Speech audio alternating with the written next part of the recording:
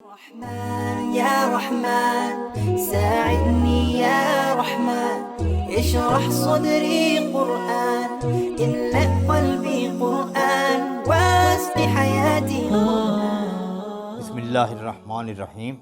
Modern stand اسلام اور جدید معاشرے کے حاضرین، ناظرین، سامعین، السلام علیکم ورحمۃ اللہ وبرکاتہ۔ آج میں ایک دور حاضر سے مطابقت رکھتے ہوئے جدید عنوان کے ساتھ آپ کے سامنے پیش خدمت ہوں، اور یہ عنوان ہے عشق مصطفیٰ صلی اللہ علیہ وسلم اور اس کے عملی تقاضے۔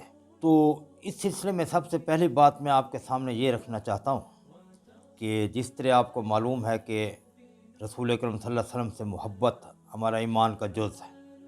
ہم رسول اکرم صلی اللہ علیہ وسلم کی خاطر اپنی گردنیں کٹوانے کے لیے ہر وقت تیار ہیں، اور آپ نے خود یہ فرمایا کہ لا یؤمن احدکم حتی اکون احب الیہ من والدہ و ولدہ والناس اجمعین۔ تم میں سے کوئی شخص اس تک مومن نہیں ہو سکتا جب تک کہ میں اسے، اس کے والدین، اس کی اولاد اور ساری بڑی نوع انسان سے زیادہ محبوب نہ ہو جاؤ۔ تو اس پر عمل کرتے ہوئے ابھی یکم ربیع الاول سے لے کر 12 ربیع الاول تک تمام مسلمانوں نے رسول اکرم صلی اللہ علیہ وسلم کی محبت جو ان کے دلوں میں تھی اس کا اظہار انہوں نے مختلف طریقوں سے کیا۔ کسی نے جلوس نکالے، کسی نے جلسے کیے، کسی نے کانفرنسیں کی، کسی نے اس کے لیے سیمینار منعقد کیے، کسی نے گھر کے اندر خیرات بانٹی، کسی نے میلاد کا انتظام کیا، مختلف عورتوں مردوں نے مل کر یہ سارے کام ہوئے۔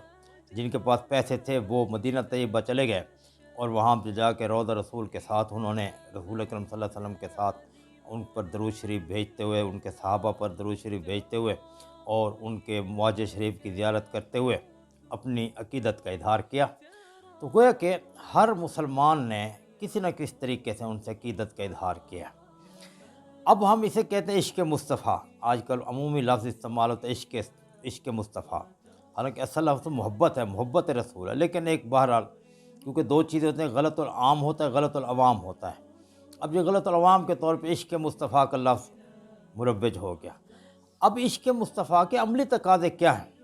کیا ان 12 دنوں کے اندر ہم رسول اکرم صلی اللہ علیہ وسلم سے محبت کا اظہار کر کے اس کے بعد پھر ہم فارغ ہو جائیں، پھر ساری زندگی جو مرضی ہے کریں؟ نہیں، یہ بات نہیں۔ میں نے پہلے بھی اپنی ایک لیکچر میں آپ کے سامنے یہ بات رکھی تھی کہ رسول اکرم صلی اللہ علیہ وسلم ہمارے ہیرو نہیں ہیں کہ جن کا ہم نے ایک دن منانا ہے، بلکہ وہ ہمارے لیے رول ماڈل ہیں، اسوہ حسنہ ہے، مثال ہے کہ ہم نے اپنی زندگیوں کو رسول اکرم صلی اللہ علیہ وسلم کی زندگی کے مطابق مزین کرنا ہے۔ ویسے شاعر کہتے ہیں جو کرنی ہے جہانگیری محمد کی غلامی کر صلی اللہ علیہ وسلم، عرب کا تاج سر پہ رکھ خدا بندے عجم ہو جا۔ اگر دنیا پہ حکمرانی کرنی ہے تو رسول اکرم صلی اللہ علیہ وسلم کے طریقوں کو اپنانا پڑے گا۔ تو آج اس امر کی بہت زیادہ ضرورت ہے کہ ہم اس بات کو سمجھیں کہ رسول اکرم صلی اللہ علیہ وسلم سے عشق جو ہمیں ہے، جو محبت ہے، اس کو عملی طور پہ اس کا اظہار کیسے ہوگا۔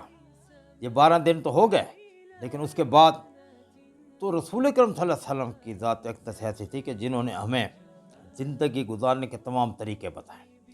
اب میں 3 یا 4 پوائنٹ آپ کے سامنے رکھوں گا جس میں واضح کروں گا کہ رسول اکرم صلی اللہ علیہ وسلم سے محبت اور عشق مصطفیٰ کے عملی تقاضے کیا ہیں۔ پہلی بات تو یہ ذہن میں رکھنا کہ اسلام دین عمل ہے، قول کا نام نہیں ہے۔ رسول اکرم صلی اللہ علیہ وسلم کا نام آیا، میں نے انگوٹھے چوم کے آنکھوں کو لگا لیا، میں نے درود شریف پڑھ دیا، میں نے ان کی یاد میں آنسو بہا دیے، یہ بھی محبت کا ایک طریقہ ہے۔ لیکن اصل میں عملی زندگی کے اندر ہم نے رسول اکرم صلی اللہ علیہ وسلم کی محبت کا اظہار کرنا ہے کہ میری چال کیسی ہے، میری ڈھال کیسی ہے، میری شکل کیسی ہے، میری صورت کیسی ہے، میرے عمل کیسے ہیں، میرے اعمال کیسے ہیں، میرے افعال کیسے ہیں، میرے اقوال کیسے ہیں۔ ہر معاملے میں اگر رسول اکرم صلی اللہ علیہ وسلم کے زندگی کو ہم اپنے لیے رول ماڈل نہیں بنا رہے اور ایک اسوہ حسنہ ہم انہیں نہیں سمجھتے، تو یہ لیڈر کی کیفیت ہے کہ 12 دن منا کے پھر ہم نے چھوڑ دی۔ جیسے قائد اعظم کو ایک دن مناتے ہیں، یوم وفات، یوم پیدائش، علامہ اقبال کا یوم پیدائش، یوم وفات، یہ ہمارے ہیرو ہیں۔ رسول اکرم صلی اللہ علیہ وسلم ہیرو نہیں، نبی ہیں۔ نبی کا کام یہ ہوتا ہے کہ وہ صبح سے لے کے شام تک اور زندگی سے لے کے آخری گھڑی تک، زندگی کے پہلے سانس سے لے کے آخری سانس تک کی تمام چیزوں کے بارے میں ہدایات دیتا ہے، ان پہ عمل کریں۔ اور اسلام بنیادی طور پہ دین عمل ہے۔ سورہ توبہ میں 11ویں سے پارے کے دوسرے رکوع میں اللہ فرماتا ہے قُلِ اعْمَلُوا فَسَيَرَى اللَّهُ عَمَلَكُمْ وَرَسُولُهُ، عمل کرو، عمل کر کے دکھاؤ، اللہ اور اس کا رسول تمہارے عمل کو دیکھیں گے۔ اور اس طریقے سے آپ دیکھیں کہ قرآن مجید میں جگہ جگہ یہی بات آتی ہے کہ عمل کرو، عمل کرو، وَنِعْمَ أَجْرُ الْعَامِلِينَ۔ اور کیا جنت جو ہے وہ دنیا میں رسول اکرم صلی اللہ علیہ وسلم کے اسوہ پہ عمل کرنے والوں کے لیے بہترین اجر ہے۔ اور علامہ اقبال رحمۃ اللہ علیہ نے فرمایا کہ عمل سے زندگی بنتی ہے جنت بھی جہنم بھی، یہ خاکی اپنی فطرت میں نہ نوری ہے نہ ناری ہے۔ میرا جو بدن ہے یعنی نہ یہ جہنم کا ایندھن ہے اور نہ یہ جنت کی زینت ہے۔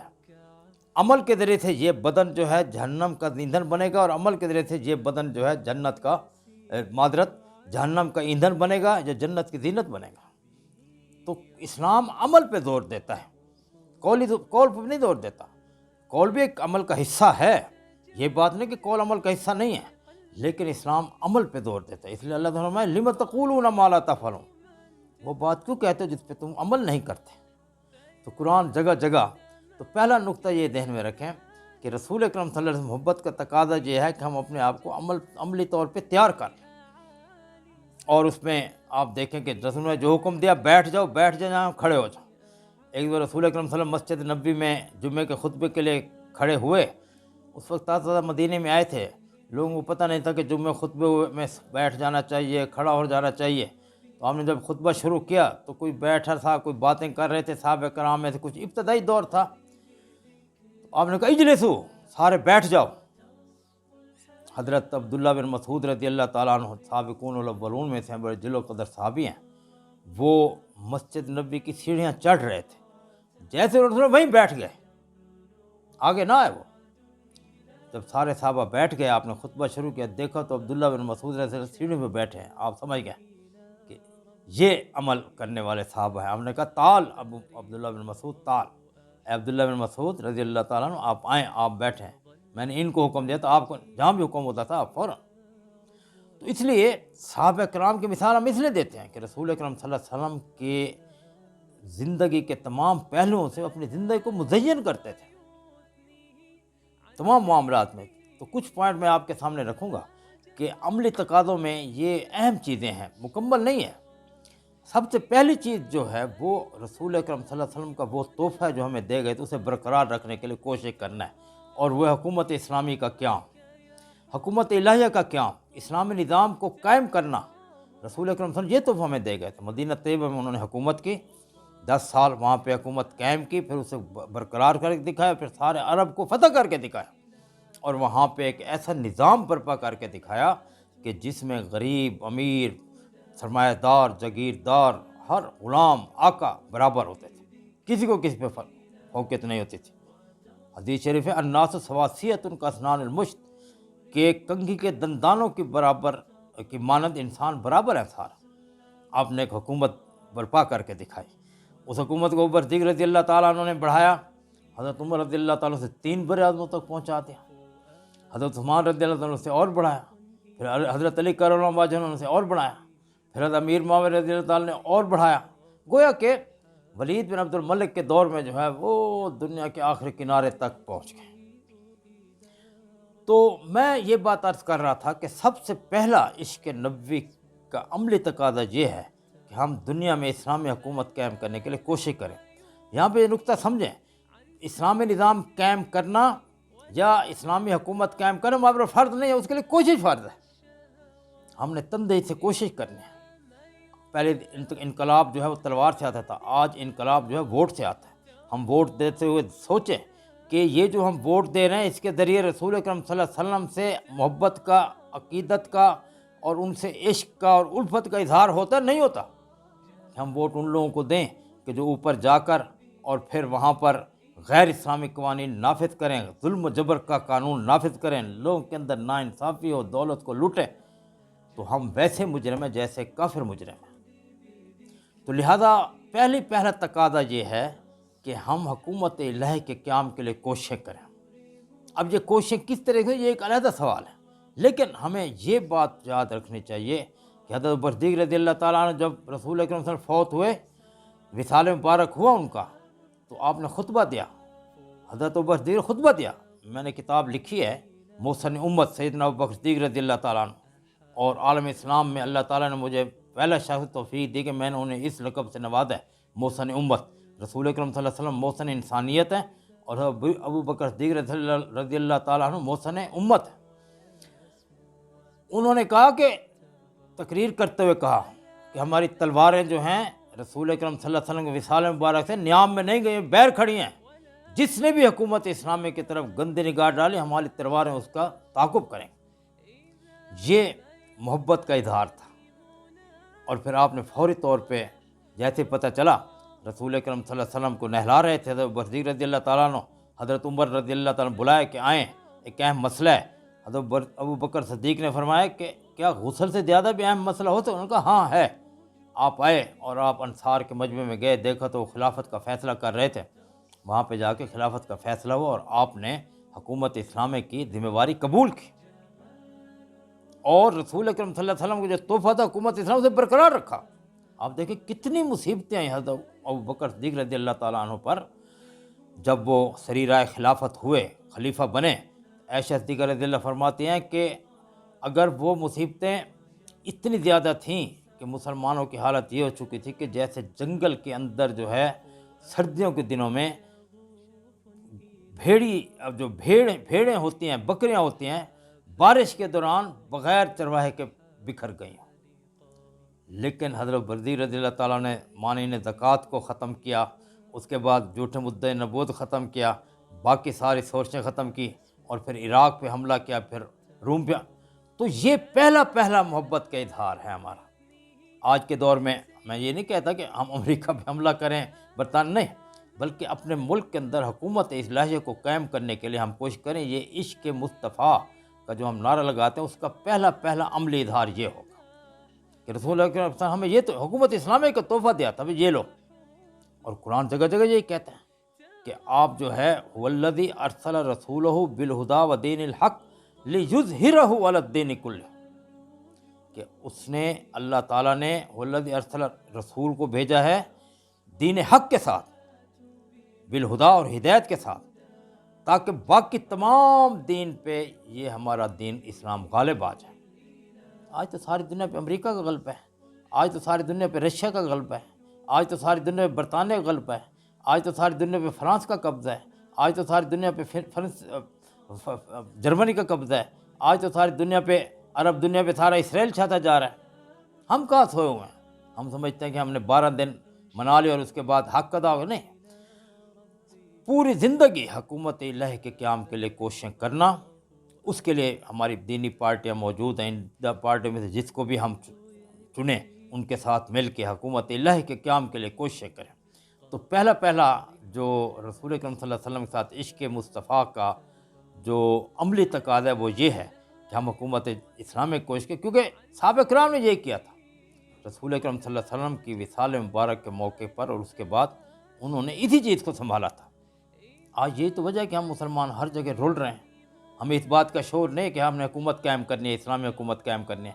ہمیں اس بات کا ادراک نہیں ہے کہ آج جو رسول اکرم صلی اللہ علیہ وسلم کے خاکے بن رہے ہیں، ان کا حل حکومت ہے۔ حکومتوں مقابلہ حکومتیں کرتے ہیں، عوام نہیں کرتے۔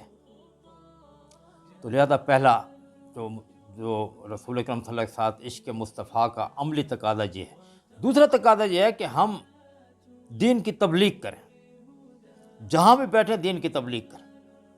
اللہ تعالیٰ نے رسول اکرم صلی اللہ علیہ وسلم کو یہ حکم دیا تھا کہ آپ دین کی تبلیغ کریں۔ یا نبی بلغ ما انزل الیک فإن لم تفعل فما بلغت رسالتک واللہ یعصمک من الناس، اے نبی جو میں نے کہا وہ دوسرے تک پہنچا دیں۔ اور آپ نے حجۃ الوداع کے موقع پہ یہی کہا تھا کہ آج جو موجود ہے وہ غیب تک پہنچا دے، اور پھر انہوں نے فرمایا کہ بلغ عنی ولو آیا، ایک آیت کا اگر آپ کے پاس علم ہے تو فوراً آگے پہنچائیں۔ مسلمان پہلے مبلغ ہے، اس کے بعد باقی کچھ ہے۔ باپ بعد میں ہے، خامد بعد میں ہے، تاجر بعد میں ہے، حکمران بعد میں ہے، پہلے مبلغ ہے۔ جہاں بیٹھے ہم رسول دین کی تبلیغ کریں، یہ عشق مصطفیٰ کا دوسرا لوازمہ ہے، دوسرا اس کا عملی تقاضا ہے۔ ہم گاڑی میں بیٹھے ہیں، ساتھ جو مسافر بیٹھے اسے تبلیغ شروع کر دیں، اسے بتائیں بے رسول اکرم صلی اللہ علیہ وسلم کا جو محبت کا پہلا تقاضا یہ ہے، دوسرا یہ ہے، پھر نمازیں پڑھا کریں، روزے رکھا کریں، پھر اس کے بعد لوگوں کے ساتھ اچھے معاملات سے پیش ہیں، سارا یہ تبلیغ ہے۔ رسول اکرم صلی اللہ علیہ وسلم ساری زندگی تبلیغ میں گزرے. انا ارسلناک شاہدا مبشرا ونذیرا وداعیا الی اللہ باذنہ. اللہ تعالیٰ کی طرف تبلیغ کر کے بلانے والا میرے محبوب میں نے آپ کو بنایا ہے. تو لہذا دوسرا یہ ہے کہ تبلیغ ہمارا شعار بن جائے. گھر میں ہیں بچوں کو تبلیغ کریں، بیوی کو تبلیغ کریں، رشتہ داروں کو تبلیغ کریں، جہاں بیٹھیں حکمت کے ساتھ. یہ نہیں کہ بغیر حکمت کے، نہیں، حکمت کے ساتھ، اور ان کو بڑے طریقے سے سمجھائیں سارا. لیکن ہمارے اندر ایک جذبہ ہو کہ رسول اکرم صلی اللہ علیہ وسلم محبت کا دوسرا تقاضا یہ ہے کہ ہم نے تبلیغ کرنی ہے ہر کسی کو. دیکھیں آپ انڈونیشیا، ملیشیا میں کوئی فوجیں نہیں گئیں. مسلمان تاجر جو تھے وہاں گئے ہیں اور انہوں نے وہاں جا کے اسلام پھیلایا، تبلیغ کی ہے، تجارت کے ذریعے سے تبلیغ کی ہے. کوئی باقاعدہ آج کل تبلیغی جماعت ہے، تبلیغی وفود نہیں ہے، اس طریقے سے نہیں، انہوں نے اس طرح کیا. تبلیغی جماعت والے بڑی ساری جگہ جا رہے ہیں، کام کر رہے ہیں ماشاءاللہ، اللہ تعالیٰ نے مزید توفیق دے. لیکن میں بات کر رہا ہوں کہ مسلمان تاجر ہے تو مبلغ ہے، باپ ہے تو مبلغ ہے، بیٹا ہے تو مبلغ ہے، بیوی ہے تو مبلغ ہے، کوئی خاتون بیٹی ہے تو مبلغ ہے، اور سرمایہ دار ہے تو مبلغ ہے، اور اس کے بعد اگر وہ صدر ہے تو پھر مبلغ ہے، وزیر اعظم ہے تو وہ مبلغ ہے. تو تبلیغ ہماری نشانی ہے. تو لہذا دوسرا تقاضا یہ ہے کہ ہم مبلغ بنیں، ہر جگہ دین کی تبلیغ کریں، اور ہمارے دل میں سودا سمایا ہو کہ ہم نے ہر جگہ دین کی تبلیغ کرنی ہے. کوئی جگہ ایسی نہیں چھوڑنی کہ جہاں پہ ہم دین کا پیغام نہ پہنچائیں. تو دوسرا یہ تھا، اس لیے صحابہ کرام جو تھے وہ نکلے اور دنیا کے آخری کونے تک چلے گئے دین کی تبلیغ کرتے کرتے. اور آپ دیکھیں جب جنگ ہوتی تھی تو پہلے دین کی تبلیغ کی جاتی تھی. انہیں کہا جاتا ہے کہ آپ دین قبول کریں، یا پھر جزیہ دے دیں، یا پھر لڑنے کے لیے تیار ہو جائیں. لہٰذا یہ تبلیغ کا پہلو تھا، اور اتمام حجت تھی تبلیغ کے ذریعے. جنگ بھی اسلام دنیا کا واحد مذہب ہے جس میں تبلیغ جہاد کا راستہ دکھاتے اور جہاد تبلیغ کا راستہ دکھاتا ہے. ہم کسی ملک میں جائیں، وہاں پہ تبلیغ شروع کریں، جب مسلمان زیادہ ہو جائیں تو ہم ان اکٹھا کر کے قتال کریں، حکومت پہ قبضہ کر لیں، حکومت پہ قبضہ کرنے کے بعد پھر تبلیغ شروع کر دیں. اسلام دنیا کا واحد مذہب ہے کہ تبلیغ جہاد کا راستہ دکھاتی ہے اور جہاد تبلیغ کا راستہ دکھاتا ہے. لہذا محبت کا دوسرا تقاضا یہ ہے کہ ہم دین کے مبلغ بنیں اور جہاد کے اصول کو اپنائیں، کیونکہ جہاد کے اندر ہماری زندگی ہے، جہاد کے اندر ہمارا جینا مرنا ہے، اور جہاد ہمارے لیے اللہ تعالیٰ نے خصوصی نعمت نازل کی ہے. اور یہ غیر مسلم قوتیں جو چاہتے ہیں کہ مسلمان کے اندر جذبہ جہاد بیدار نہ ہو، اور جس دن جذبہ جہاد بیدار ہو گیا اس دن پھر باقی دنیا کی خیر نہیں. تو لہذا دوسرا جو عشق مصطفیٰ کا تقاضا ہے وہ یہ ہے کہ مبلغ بنیں.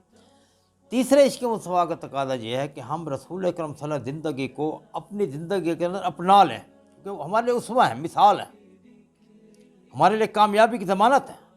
رسول اکرم صلی اللہ علیہ وسلم کے تمام اعمال میں سراسر سرتاسر سرتپا کامیابی ہے، کہیں نقصان کہیں خسارہ ہے ہی نہیں. جیسے فیض احمد فیض کہتا ہے کہ محبت کرنے والوں کے اصول بھی نرالے ہیں، منافع چھوڑ دیتے ہیں، خسارے بانٹ لیتے ہیں. تو یہ یعنی ہم جو ہیں ہمیں پتہ ہے کہ رسول اکرم صلی اللہ علیہ وسلم کے اسوہ پر عمل کرنے سے دنیا میں بھی کامیابی ہے، آخرت میں تو ہے ہی ہے. آپ دیکھیں حضرت برزیل رضی اللہ تعالیٰ رسول اسوہ کو اپنایا، ساری دنیا پہ چھا گئے، مسلمان ساری دنیا پہ، یعنی 70 سال کے عرصے میں کہاں سے کہاں پہنچ گئے. جیسے وہ شاعر کہتا ہے نا کہ دنیا کہاں سے کہاں آ گئی، کہ مرغی کو طرز اذاں آ گئی. حیران تھے لوگ. 100 ہجری میں حضرت عمر بن عبدالعزیز رحمۃ اللہ علیہ کا دور تھا، اور مسلمان پھیلتے جا رہے تھے. یہ آپ کا قازقستان، ازبکستان، کرغزستان، ترکمان، اور مسلمان چین تک پہنچ گئے. تو روم سے ایک وفد ہے، بھی کیا وجہ ہے کہ یہ مسلمان ٹھہرتے نہیں ہیں. ان کا جو ایک وہ یورپ کی وادیوں میں گونجی ادا ہماری، تھمتا تنا کسی سے سیل رواں ہمارا، یہ سیل رواں کیوں نہیں رکھا. تو وہ جب آئے تو انہوں نے دمشق کے اندر دیکھا جامع دمشق بن رہی ہے اور بڑی مضبوط بنیادوں پہ بن رہی ہے. بڑے حیران ہوئے.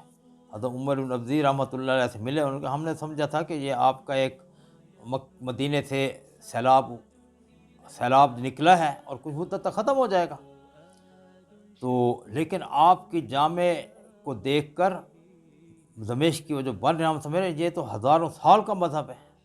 اور ابھی تک وہ جامع دمشق ابھی تک وہ قائم ہے وہاں پہ. آپ تو میں یہ بات کر رہا تھا کہ تیسرا عشق مصطفیٰ کا عملی تقاضا یہ ہے کہ ہم زندگی کے تمام معاملات میں رسول اکرم صلی اللہ علیہ وسلم کے عمل کی تصویر بنیں. جیسے ابو دردہ رضی اللہ تعالیٰ عنہ کوفے کے بازار میں جا رہے تھے، ایک عیسائی مسلمان سے مناظرہ کر رہا تھا. اس نے کہا تم قرآن کے 30 سپارے کہتے ہو، کہاں 30 سپارے؟ حضرت دردہ جو جا رہے تھے، آپ نے فرمایا یہ دیکھو یہ 30 سپارے جا رہے ہیں کہ قاری نظر آتا ہے حقیقت میں یہ قرآن. تو عیسائی نے واقعتاً بالکل یہ بات تو بالکل صحیح ہے کہ یہ تو حقیقت ہے کہ بالکل چلتے پھرتے قرآن ہے. تو لہذا ہم چلتے پھرتے سیرت نبی کی تصویر بن جائیں. ہم صدر ہیں تو صدارت کی کرسی پہ بیٹھ کے وہ کام کریں رسول اکرم نے حکم کیا. آپ بھی تو ریاست کے امیر رہے ہیں، ریاست کے سربراہ رہے ہیں. اور اگر ہم گھر کے اندر ہیں تو بہترین خامد بن کر رہے ہیں. اور میں خیرکم من نساء، تم میں سے بہتر ہو جو اپنی بیویوں کے ساتھ بہتر ہے، اور میں اپنی بیویوں کے ساتھ تم تمام سے زیادہ بہتر ہوں. اچھا بچوں کے ساتھ ہم رہیں تو یہ نہیں کہ بچوں کی محبت ہمیں جو ہے وہ اندھا کر دے، نہیں، ان کو بھی تبلیغ حکومت الہی کے قیام کی کوششوں نے اور پھر ان کی اس طریقے سے تربیت کرنا جیسے رسول اکرم صلی اللہ علیہ وسلم فرمایا کہ بہترین مسلمان بنیں. قرآن میں ربنا ھب لنا من ازواجنا وذریاتنا قرۃ اعین واجعلنا للمتقین اماما، کہ اللہ تعالیٰ ہمارے گھر والوں کو جو ہے، ہماری اولاد کو، ہمارے گھر والوں کو، بیوی بچوں کو تو جو ہے آنکھوں کی ٹھنڈک بنا. آنکھوں کی ٹھنڈک کیا ہے؟ آنکھوں کی ٹھنڈک یہ ہے کہ انہیں دیندار بنائے. ہم بچوں کو دنیا دار بنا دیا، بہترین انجینئر بنا دیا، اور بچہ جو ہے شادی انجینئرنگ کرنے کے لیے امریکہ گیا، وہاں شادی کر کے وہاں یہاں ماں باپ رو رہے ہیں. بھئی اب کیوں رو رہے ہو؟ اس وقت اس کی تربیت کرو جب بچہ تھا.